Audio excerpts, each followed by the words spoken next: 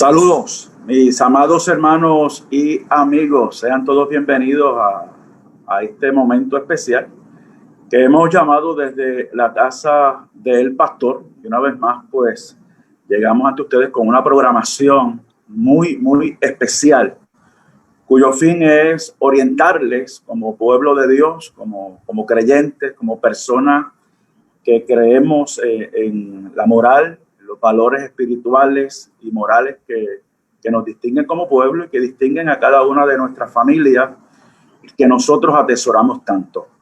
Hoy con una invitada muy especial que estará compartiendo con nosotros sus conocimientos y explicándonos sobre sus aspiraciones, y yo quiero invitarlos a todos ustedes a que compartan esta transmisión con sus amigos, con sus familiares.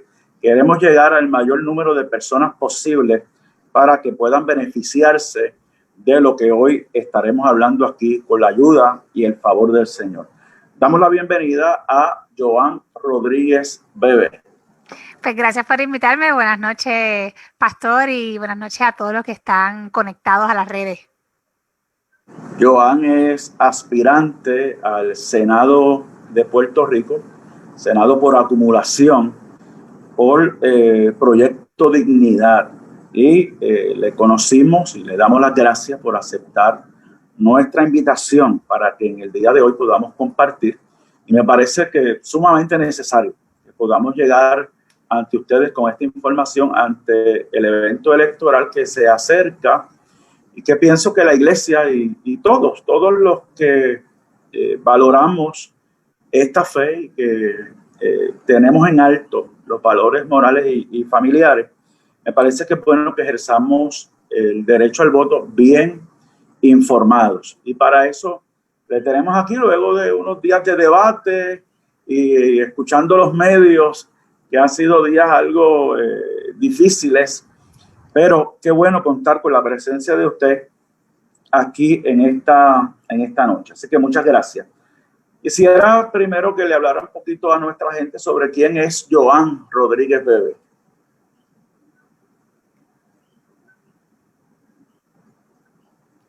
Muy bien, pues un poquito de mi trasfondo. Soy madre, te digo, ¿verdad? Ahora esa es mi prioridad, top one. Soy madre de 2 niños pequeños de 6 y 4 años, así que como muchas madres y como muchos padres, estoy haciendo de asistente de maestra en la casa en medio de esta pandemia, que eso es una labor titánica. Y pues para mí lo comparto porque realmente creo que es una realidad con la que nos podemos identificar muchas de las personas que tenemos hijos. Además de eso, claro, soy profesional, estudié mi bachillerato y después estudié Derecho en la misma institución, y luego de estudiar Derecho hice una maestría en Derecho Canónico, que para los que no conocen, el derecho canónico es el derecho de la Iglesia Católica, y dentro de lo que es el derecho canónico me he especializado en el derecho matrimonial. También en los pasados 3 años me estuve desempeñando como oficial de recursos humanos, me he desarrollado como profesional en esa área, trabajando para una empresa y manejando lo que tiene que ver con los asuntos laborales de esa empresa. Eso es un poco mi perfil profesional. También hace un año estuve moderando un programa de un video podcast que se llamaba Religión con Calle, que producía Jay Fonseca. Y durante ese espacio, pues estuve discutiendo en la discusión, ¿verdad? En la palestra, en los medios de comunicación, estuve discutiendo temas que tenían que ver con la perspectiva religiosa o una perspectiva moral sobre los diferentes asuntos de la vida social que nos atañen como puertorriqueños. Excelente. Vemos ahí una gran preparación, una gran trayectoria. Y le pregunto, ¿qué le motivó a aspirar al Senado, a aspirar a un puesto público que requiere la elección de un pueblo? ¿Qué le hace aspirar? Eso es una gran pregunta en estos tiempos, donde uno dice, uno se tiene que preguntar bien si uno de verdad se quiere meter en la política, porque todos sabemos cómo es ese campo de batalla político en Puerto Rico, que lamentablemente, honestamente, se ha tornado muy hostil, muy confrontativo, y donde son pocos los espacios para el diálogo. Y eso es algo que tenemos que como políticos comprometernos a cambiar, porque yo insisto en que hay muchas más ocasiones para encontrar esos puntos comunes que nos permitan trabajar por el bien común. Pero bueno, dicho eso y haciendo ese paréntesis, la realidad es que cuando yo estaba haciendo el video podcast, ni remotamente se me pasó por la cabeza aspirar a un puesto electivo. A mí siempre me ha gustado la política, de hecho, por eso estudié ciencias políticas, pero no tenía ningún interés particular en ese momento. Y en la medida que estaba haciendo este programa, tuve la ocasión de entrevistar al doctor César Vázquez, tuve la ocasión de entrevistar también a otros miembros de Proyecto Dignidad y fui profundizando, me fui interesando en qué era lo que proponía esta nueva colectividad política. Y le tengo que decir que en ese proceso de conocer lo que proponían los postulados fundamentales para Proyecto Dignidad, me convencí que había una nueva estructura política desde la cual yo podía contribuir y trabajar en conjunto con mis compañeros de papeleta. Podía trabajar caminando y remando en la misma dirección porque compartimos unos valores, unos principios y una visión de país igual. Digámoslo así, me levantó el espíritu, la curiosidad, las ganas y dije, oye, voy a ver de qué trata esto y voy a conversar con ellos ya sobre las posibilidades de aspirar a un puesto electivo y se fueron dando las conversaciones hasta que finalmente pues se concretó la candidatura. Abunde un poquito en por qué a través de esta nueva formación política, porque ya habían unas existentes de muchísimos años, partidos tradicionales, incluso grupos emergentes que se han ido formando en las pasadas elecciones y que también están aspirando ahora. ¿Por qué específicamente a través de Proyecto Dignidad?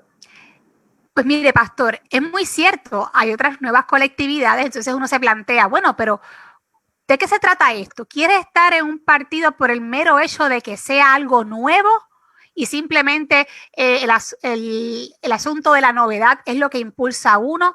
Pues la respuesta es que no, porque no todo lo nuevo quiere decir que es mejor.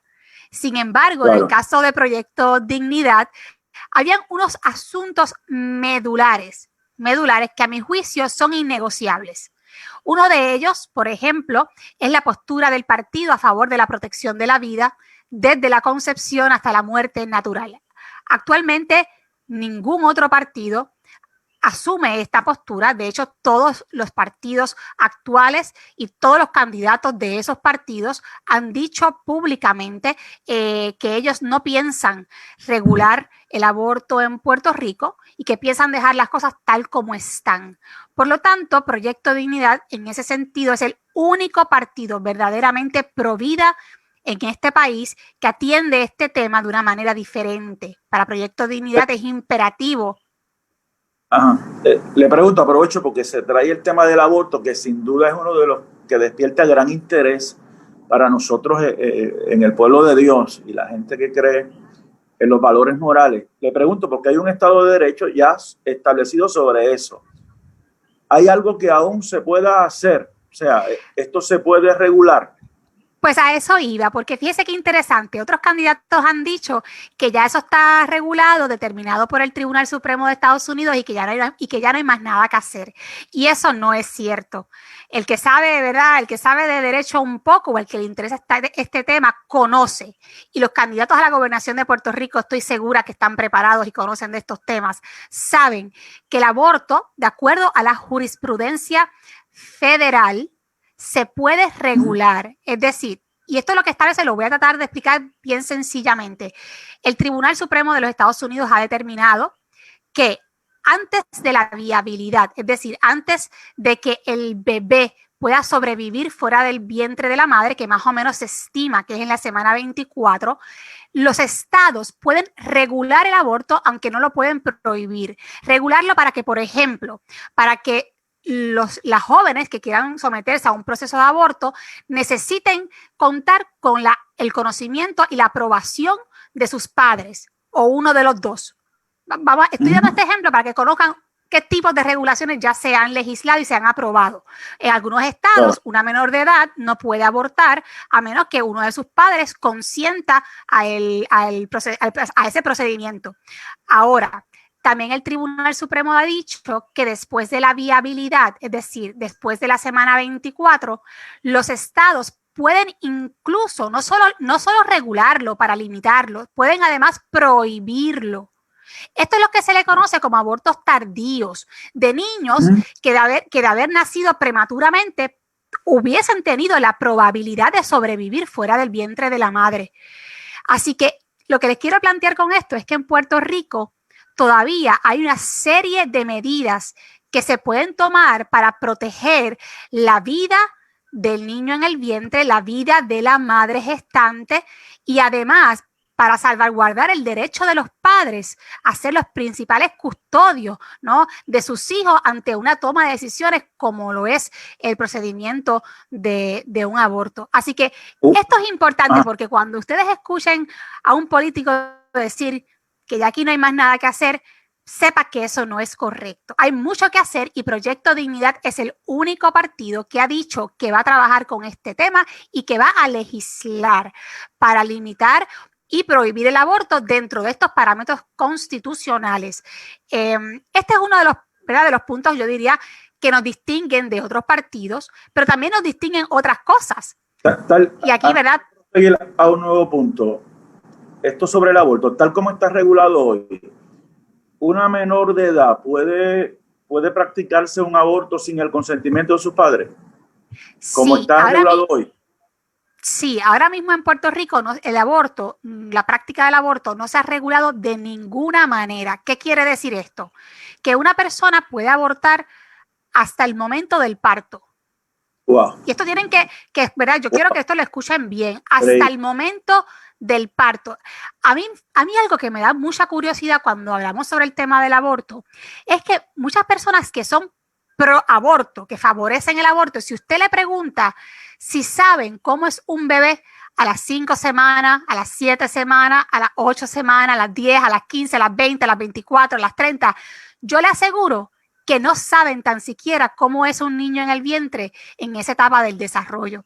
Y eso es bien interesante porque se ha un poco, esa imagen del bebé en el vientre se ha borrado de la conciencia de los seres humanos y no entendemos en muchas ocasiones que se trata de una vida humana en crecimiento. Si usted se mete a Google y busca cómo es un niño en las diferentes etapas de desarrollo, yo estoy segura que tal vez usted, si es pro aborto, podría cambiar de opinión. Y además de esto, como usted señala, en Puerto Rico, una menor de edad, estamos hablando ahora en el caso de las menores, literalmente no pueden ir, prácticamente no pueden hacerse un piercing en la oreja, o sea, no pueden hacerse una pantalla, no pueden hacerse una operación quirúrgica estética permanente sin la autorización de los padres. No pueden hacerlo, por lo menos de uno de sus custodios, ¿verdad? O de sus tutores, o de la madre o del padre. Sin embargo, aunque no pueden hacer este tipo de procedimientos menores, sí pueden, irónicamente, realizarse un aborto sin que sus padres se enteren. Eso es una gran contradicción. Totalmente. Y debemos saber que dentro de las otras ofertas electorales que tenemos, pues todas están comprometidas, todas las demás comprometidas con el aborto. Con el aborto. Lamentable. Eso es una realidad objetiva. Eso, ¿verdad? Aquí estamos señalando realidades objetivas.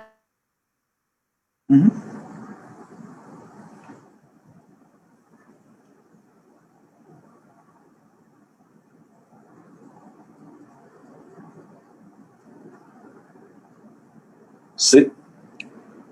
O sea, perdimos la la señal brevemente, esperamos recuperarla de inmediato. Estamos hablando con Joan Rodríguez Bebé de Proyecto Dignidad, aspirante al Senado por acumulación. Así que es importante a todos los amigos, hermanos que están allí conectados con nosotros, que permanezcan allí. Hasta ahora hemos estado hablando sobre el Estado de Derecho, específicamente lo que tiene que ver con el aborto. Y queremos tocar otros temas que son de muchísimo interés para todos ustedes, como es la ideología de género o la perspectiva de género, la equidad de género. ¿Qué diferencia hay entre esos conceptos y cuál es el peligro que realmente representa para nosotros?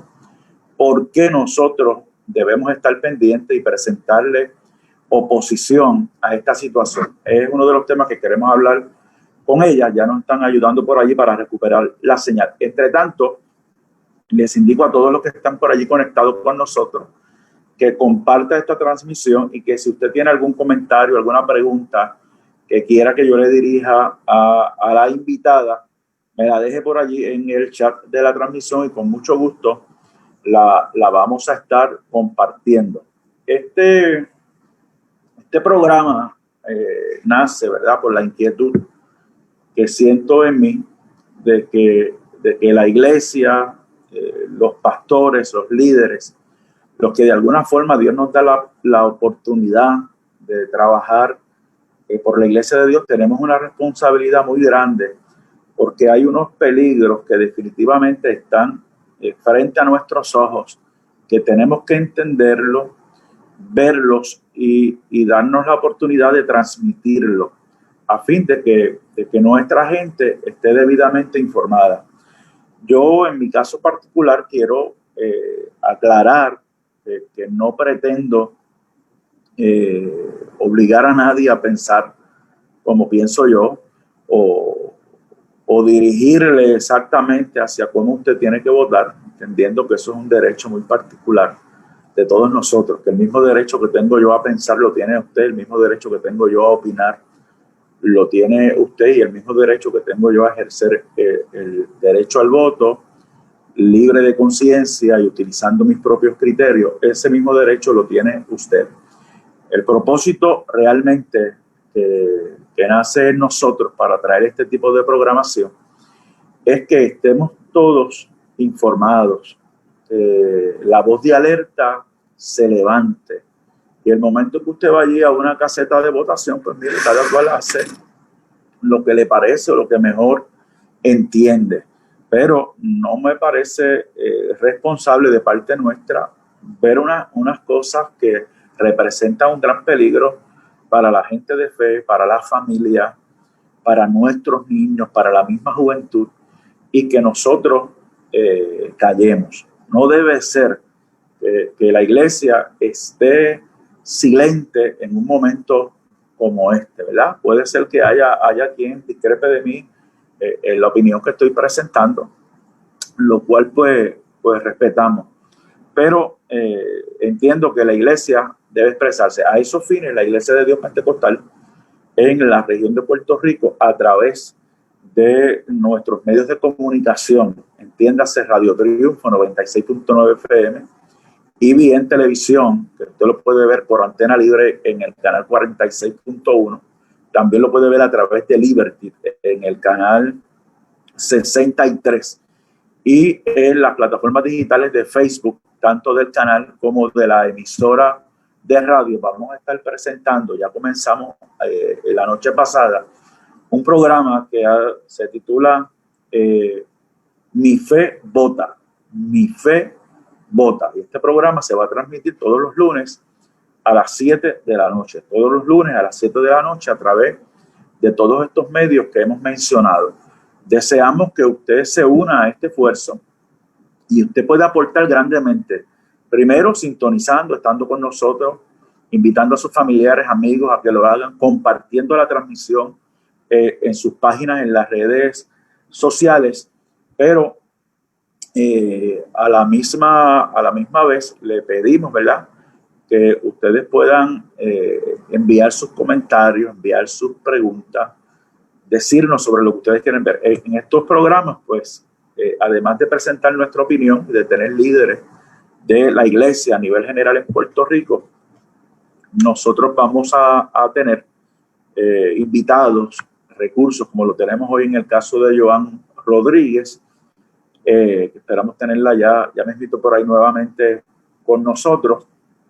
Vamos a tener otros candidatos, algunos que se alinean con la manera de pensar nuestra, otros que quizás tienen otra forma de pensar y quieran estar con nosotros contestando preguntas y que todos nosotros tengamos la oportunidad de ver cómo piensan. Ese es el propósito del programa. Mi fe vota. ¿Por qué mi fe vota?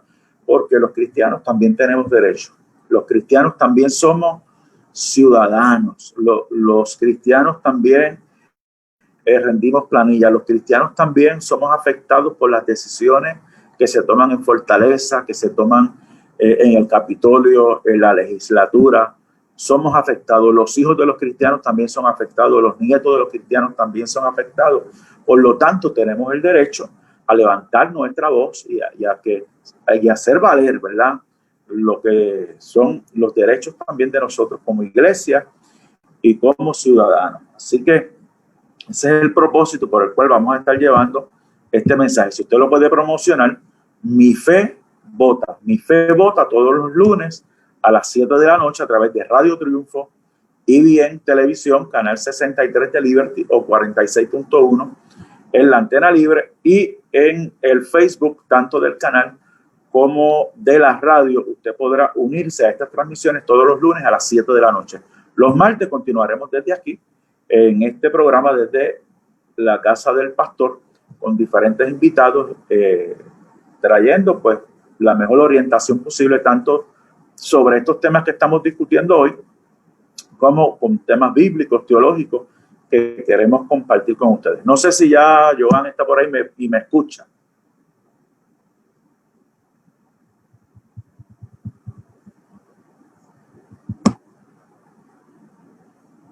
Estamos tratando de conectarnos, estamos teniendo algunos problemas.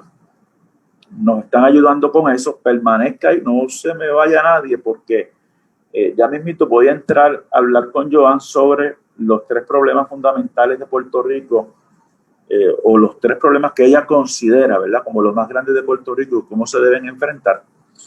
Y vamos a entrar en el tema de lo de la ideología de género, equidad o perspectiva de género, que en el debate pasado todos los que tuvieron la oportunidad de verlo, pues ese fue uno de los issues que allí se discutieron y que posterior al debate los analistas de este país pues sencillamente hicieron fiesta con lo que es nuestra posición como iglesia al respecto y nos quieren hacer ver, ¿verdad?, como personas ignorantes o personas que no queremos ver la realidad. Pero hoy vamos a ver aquí el significado que realmente tiene esto y por qué nosotros tenemos que tener el mayor de los cuidados. Así que yo les voy a invitar a que ustedes permanezcan ahí con nosotros. Además de eso, pues vamos a hablar de algunos conceptos que se están escuchando hoy como el feminicidio, ¿verdad? Y cómo detrás de la lucha de los derechos de la mujer se esconden realmente otras agendas. Y queremos verlo, porque una de las cosas que nosotros tenemos que saber y que nosotros tenemos que tener bien clara es que la iglesia, nosotros, la gente de fe, no nos oponemos de ninguna manera a la equidad entre hombres y mujeres en cuanto a sus derechos, en cuanto a sus oportunidades. Jamás patrocinamos ningún tipo de abuso contra la mujer y se está tratando de hacer ver que de esto es que se trata. No, hay una agenda que se esconde detrás de los conceptos, que es lo que se pretende adelantar, y a eso es lo que nos oponemos. Tenemos que oponernos porque tenemos que aprovechar, ¿verdad?, y tenemos que defender la vida de nuestros niños, la inocencia de nuestros niños, de nuestros jóvenes, nuestros derechos como padres, ¿verdad? a educar a nuestros hijos y que ninguna filosofía particular de grupos particulares vayan a educar a nuestros niños utilizando nuestro sistema educativo. Y de eso es lo que se trata. Así que esos conceptos los vamos a estar tratando. Joan, ya estás con nosotros. Finalmente, disculpen, se fue la luz. Así que se fue la luz, se fue la conexión de internet. Esto es otra razón más para, miren, para votar diferente. Esto no puede ser. Cosas que pasan. No se preocupen. Estuve hablando allí con los amigos que están conectados y que los estoy invitando a que pueden participar también a través del chat. Les saludamos a todos, les enviamos un gran abrazo. Tanto Joan como yo estamos felices de que ustedes están ahí con nosotros. Joan, quisiera entrar, hablamos bastante sobre el aborto, pero quisiera entrar de lleno a un tema que yo sé que es de mucho interés para todos los que nos están viendo en esta hora. En el debate pasado se suscitó pues alguna polémica allí entre el doctor César Vázquez y algunos otros candidatos, como fue la licenciada Lúgaro, el licenciado Dalmau, en relación a lo que se conoce como la perspectiva de género o al intento de incluir en el currículo, un currículo de enseñanza con perspectiva de género o ideología de género. No sé que hay alguna confusión entre estos conceptos, entre lo que se quiere presentar que es y lo que realmente es. Te escuché luego del debate hacer una intervención muy buena en uno de los canales a preguntas de un periodista. Creo que fuiste bien claro y contundente en tu respuesta. Y quiero darte el tiempo para que en las palabras más simples que tú puedas, las más simples, que hasta yo te pueda entender, me puedas plantear esa diferencia entre estos conceptos y cuáles son los peligros reales de que se implante esto en nuestras escuelas. Pues esa premisa de que hay confusión, yo la comparto. Estoy de acuerdo con que hay mucha confusión en torno a este tema y que la mayoría de las personas, esta es mi especulación, que apoyan o que están a favor de la educación con perspectiva de género, lo están porque piensan o le han hecho creer que la perspectiva de género es sinónimo, es decir, significa lo mismo que la equidad, que la lucha, ¿verdad?, por la equidad. Y hay que establecer una distinción porque no son la misma cosa. La equidad o el reclamo de equidad es un valor que busca promover el trato igual entre el hombre y la mujer, es decir, que se reconozca que el hombre y la mujer son iguales en dignidad, que tienen que ser iguales ante la ley, que deben tener las mismas oportunidades de desarrollo y que incluso que hay ciertas, digámoslo así, ciertos estereotipos, ciertos roles que no tienen que estar encajonados en el sexo de la persona y que, por ejemplo, pues que un niño podría gustarle la cocina y que a una niña podría gustarle la mecánica. Estos son los ejemplos que de ordinario, ¿verdad?, se traen en la prensa. No hay duda que la equidad es un valor. El aspirar a esto que yo acabo de explicar es algo positivo, es algo bueno que la gran mayoría, por no decir todas las personas, creemos que eso debería ser así.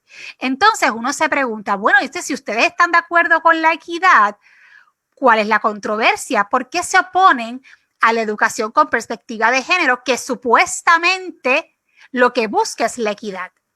Y la explicación la voy a tratar de dar de una forma muy sencilla.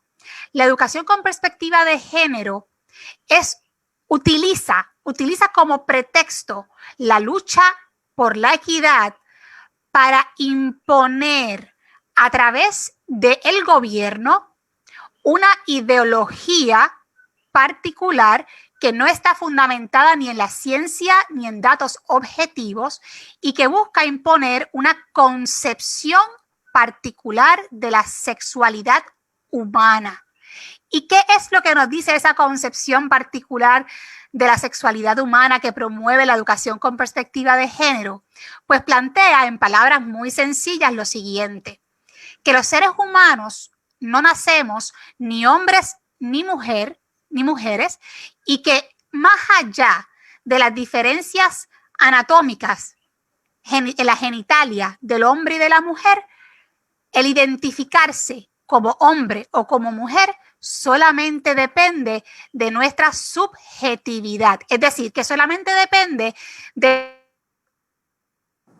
Por lo tanto, como esto es lo que plantean como una verdad absoluta, nosotros plantean, ¿verdad? Los que promueven esta educación con perspectiva de género, plantean que hay que enseñarle, y a lo mejor no se lo dicen directo, porque esta es la estrategia, no se lo dicen de forma expresa, pero lo que están más básicamente promoviendo es que se le enseña a los niños a través del sistema de educación pública, entre otras cosas, que ellos tienen que aceptar como normal que un niño pueda decir que es mujer y que una mujer o una niña pueda decir que es hombre, porque en última instancia su identidad de género no tiene que corresponder al sexo biológico.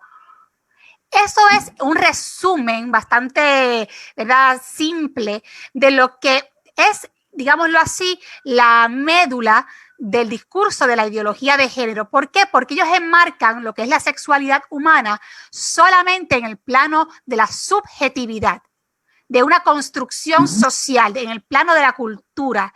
Y por eso es que ya en las Naciones Unidas se han reconocido más de 30 y pico. Por lo tanto, no es solamente que una niña pueda identificarse como hombre o un niño como mujer, es que también tienen para escoger dentro de una cartilla o un catálogo de identidades de géneros posibles. ¿Y cuál es el problema con esto? Alguien tal vez está escuchando y dice, bueno, es que yo creo que eso es así. Pues mire, aquí el problema no es que usted quiera creer en esto, porque cada cual es libre de creer en esto o no. El punto medular es que en este país habemos muchísimas otras personas que no creemos en esta concepción ideológica, no científica ni objetiva, que trata de explicar la sexualidad humana de esta forma. Habemos muchos otros que creemos que los seres humanos nacemos hombre y mujer, que la identidad de género debería corresponder al sexo biológico y que existe una complementariedad sexual natural entre el hombre y la mujer.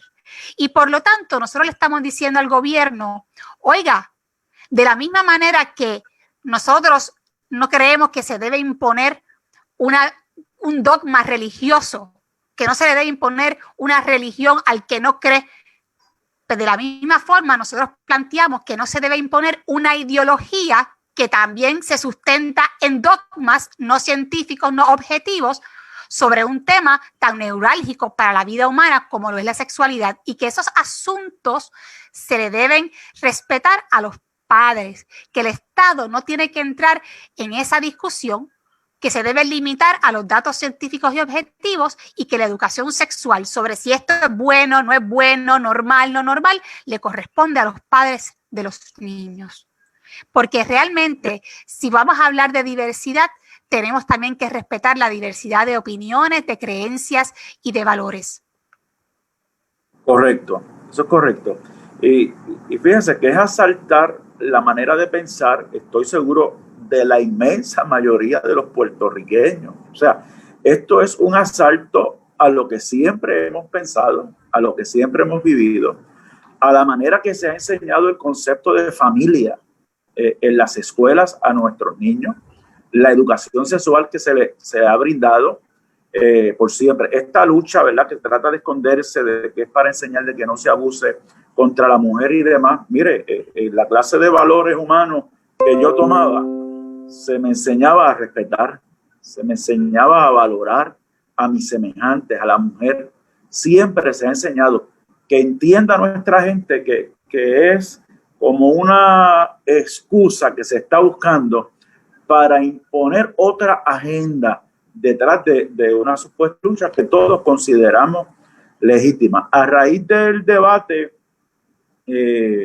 hubo incluso una manifestación escrita de la Asociación de Psicología de Puerto Rico censurando a Proyecto Dignidad.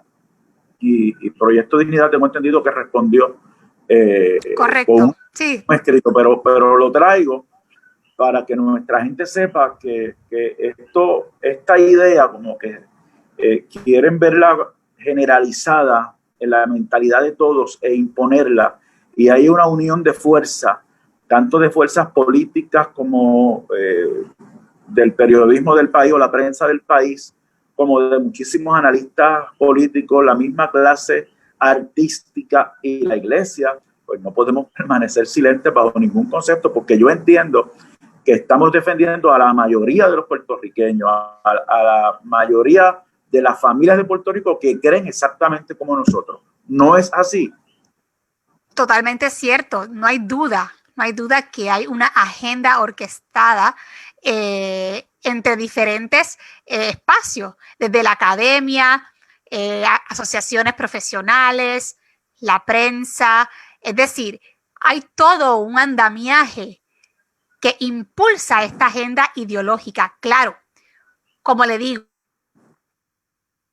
realmente por desconocimiento. Otros lo hacen sabiendo lo que están haciendo y fíjense, no reconociendo que están promoviendo una ideología. Ellos no reconocen que la educación con perspectiva de género es ideológica y lo quieren plantear como si fuera un asunto incluso hasta científico. Es decir, la ciencia no sostiene lo que ellos plantean. Sin embargo, ellos no reconocen el carácter dogmático de sus planteamientos. En la iglesia tenemos también dogmas que nosotros en la iglesia reconocemos, pastor, que tenemos dogmas. Claro. Antes de que nosotros no podemos imponerle a los demás nuestros dogmas y formas de pensar. En cambio, las ideologías no operan de la misma manera, no se reconocen a sí mismos como ideologías, lo ocultan, se mueven muy astutamente a través de discursos que apelan al sentido común, a las emociones, y así van ganando terreno en los diferentes espacios de la sociedad y van entonces impulsando su cosmovisión de mundo o sus concepciones de las estructuras del Estado. Y esto es preocupante porque si ustedes se fijan, quienes promueven esta educación con perspectiva de género o la ideología de género en general, en todos los ámbitos de nuestra vida social, no aceptan un punto contrario, es decir, no aceptan ser cuestionadas, no aceptan al que disiente de sus posturas, no hay espacio para los que piensan diferente. ¿Y qué hacen? Que al que se opone o al que difiere de esa concepción y dice, mira, tú lo puedes ver así, pero yo lo veo de esta otra manera. Por el mero hecho de diferir, recurren al vejamen, recurren al ataque personal, al agravio de la otra persona, le ponen todas las etiquetas fóbicas posibles e incluso recurren a el señalamiento infundado de discurso de odio, como hizo la Asociación de Psicólogos de Puerto Rico contra el doctor César Vázquez. De lo que el doctor dijo en el debate, cuando él escucha, nadie podría concluir en su sano juicio que el doctor de alguna manera comunicó odio en sus expresiones. Sin embargo, fíjense cómo se recurre como una táctica mediática y una táctica política a descartar, a descalificar al otro por el mero hecho de pensar distinto. Y cuando eso pasa en una sociedad, tenemos que estar alerta, porque eso no es una sintomatología saludable de una democracia. En una democracia uno tiene que reconocer la pluralidad social. Y la pluralidad social y el discurso de diversidad no se limita a los que reclaman diversidad sexual. También incluye la diversidad de ideas, de pensamientos, de creencias y valores.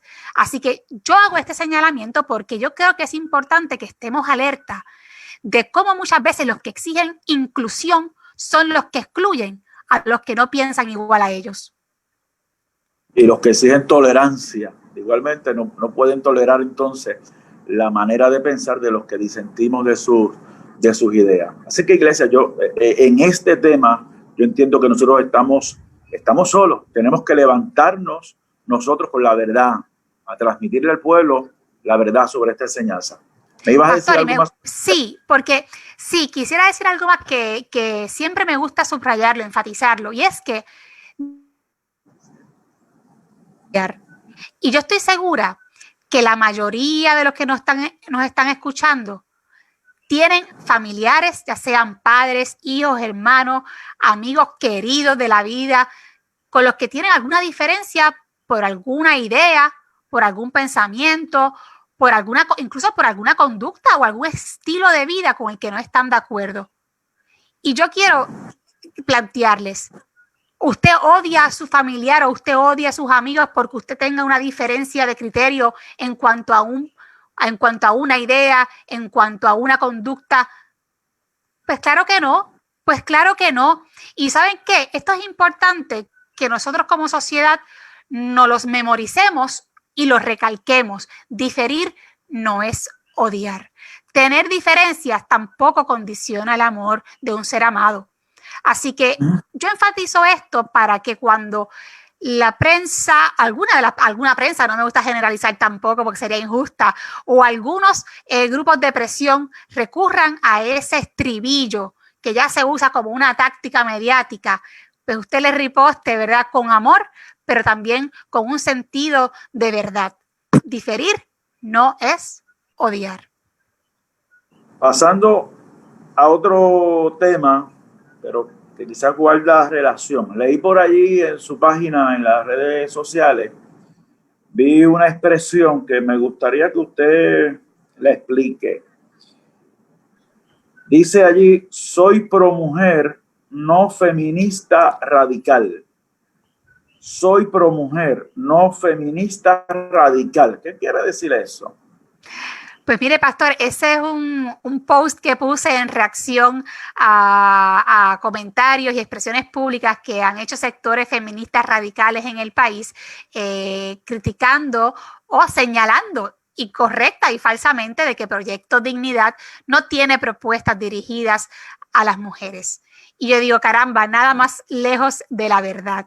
Y entonces reacciono con ese post y coloco sobre 10 propuestas dirigidas específicamente a las mujeres en Puerto Rico y planteo que hay que tener cuidado con estas expresiones porque, primero, los colectivos feministas radicales en el país no son representativas de todas las mujeres en Puerto Rico. Segundo, para ser pro mujer no hay que ser feminista radical. Y el que tengamos propuestas distintas, algunas las podremos tener en común y podremos compartir cosas, ¿verdad? Pero el que tengamos propuestas o enfoques distintos sobre cómo manejar algunos temas tampoco quiere decir y básicamente invisibilizar y acusar de no tener propuestas, porque eso es un acto de exclusión de parte de esos sectores. Y aquí hay que tener cuidado como también cómo se manipula el tema de la violencia contra la mujer para adelantar precisamente esas agendas ideológicas. ¿Y cuál ha sido mi crítica sobre ese tema específico dentro del contexto de todos los temas que hay que abordar que atañen a las mujeres en Puerto Rico, que no se limita solamente al tema de la violencia, pero lógicamente el tema de la violencia es un tema que es medular porque se trata de la vida humana de forma directa? Ahora, ¿qué es lo que yo planteo? Que la violencia contra la mujer, si de verdad queremos erradicarla, si queremos ser efectivos en el manejo de este problema social, no lo podemos atender desde una concepción ideológica, planteándole al país que los hombres, porque son hombres, son malos y de ser mujeres, sino que para ser responsables y de verdad ser efectivos en esta batalla, tenemos que identificar las causas objetivas de la violencia, como por ejemplo la relación entre la droga y la violencia, la relación entre la desigualdad social y la violencia, la relación entre la pornografía, los trastornos mentales y la violencia, por solamente dar unos ejemplos. Porque fíjense qué interesante, cuando aquí una mujer sufre violencia doméstica, es agredida o incluso es asesinada, automáticamente se califica o se le atribuye a esa agresión el significado de feminicidio. Se le atribuye rápidamente, se concluye automáticamente que fue un feminicidio. ¿Y qué es un feminicidio? Un feminicidio lo que implica es que una persona fue asesinada por el mero hecho de que es mujer. Es decir, que la razón por la cual quisieron asesinar a ese ser humano es por el mero hecho de que era una mujer, por más nada. Entonces, ¿qué pasa? Si se llega a esa conclusión, automáticamente verdaderamente identificar cuáles son las causas reales de ese asesinato o de esa agresión. Causas como las que yo ya he mencionado. Por eso es que yo planteo que el asunto de atender el tema de la mujer se tiene que atender con urgencia, como el tema de la violencia en general en Puerto Rico, la violencia contra los jóvenes donados. Tenemos un problema serio en Puerto Rico de muchos ancianos que viven solos, pero para poder ser efectivos verdaderamente tenemos que dejarnos de ideología y de conclusiones basadas realmente en adivinanzas y enfocarnos en las causas reales del problema. Hay un esfuerzo de la clase artística del país para utilizar a la juventud para adelantar ciertas agendas particulares. Hemos visto un llamado de este sector o de estos grupos instándole a los jóvenes a que se inscriban y pretenden utilizar este sector, cosa que yo veo bien, el que se inscriban y el que participen. Lo que no veo bien es la agenda que algunos pretenden impulsar utilizándolos a ellos. ¿Qué opinión le merece esto y qué mensaje le daría a usted a la juventud aprovechando este medio? La realidad es que yo creo que yo no veo, vamos a decirlo así, el asunto es que yo creo que los artistas son influyentes, o sea, los artistas verdaderamente pueden movilizar a las personas a tomar acción de un lado o hacia otro, y eso es parte de, digámoslo de esa manera, de la virtud o de la oportunidad que tienen los artistas de poder impactar a las personas y a los pueblos. Yo no soy quien para juzgar a los artistas que están activando a los jóvenes para que se muevan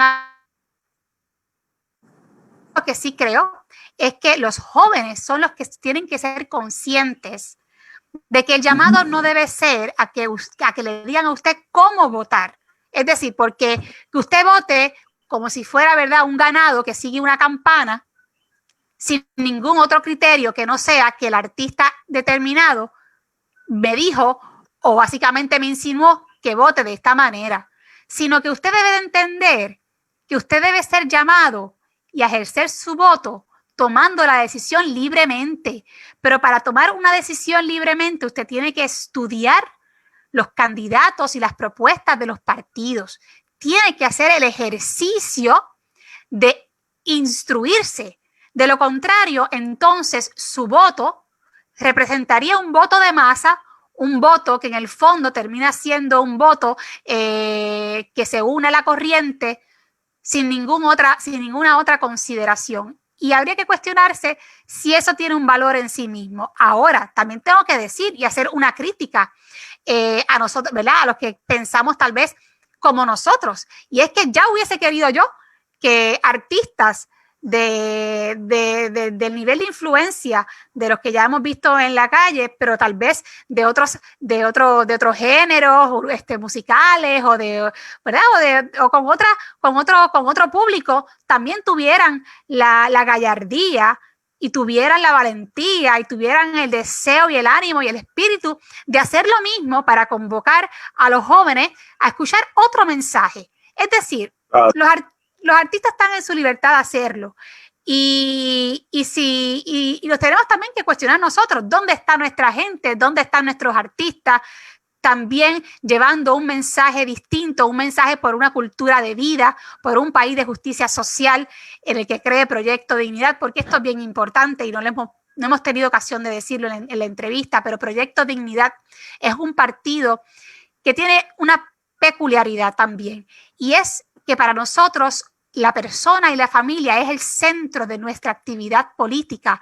Eso lo que quiere decir es que nosotros, al momento de tomar decisiones, siempre nos preguntaremos cómo lo que vamos a hacer, cómo la política pública que vamos a promover, cómo la legislación que yo voy a impulsar o a rechazar afecta la vida de las personas y de las familias, cómo impacta su calidad de vida. Ese es el criterio primario antes de tomar cualquier decisión desde el gobierno.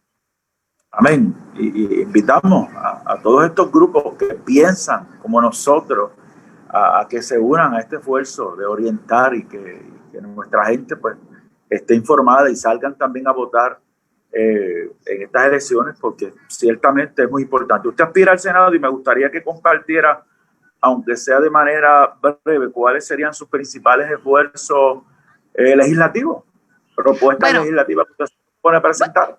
Sí, yo de hecho en mi página web, Joan Rodríguez un documento que se llama Mi Acción Legislativa, donde básicamente delineo 10 puntos de interés particular, que son las que impulsaré a través de...